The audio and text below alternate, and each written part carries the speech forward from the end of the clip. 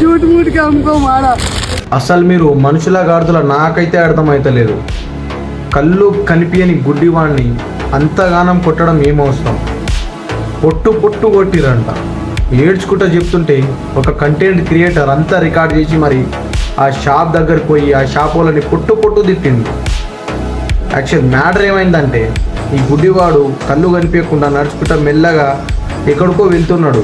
ఆ గ్యాప్లో ఒక షాప్ ఓనర్కి అయితే తన చెయ్యి తగిలిందంట. జస్ట్ చెయ్యి తగిలంగానే ఆ షాప్ ఓనర్ ఆ గుడ్డివాడి చేతిలో ఉన్న కట్టెని తీసుకొని మళ్ళా పొట్టు పొట్టు గుడ్డివాడినే కొట్టిండంట.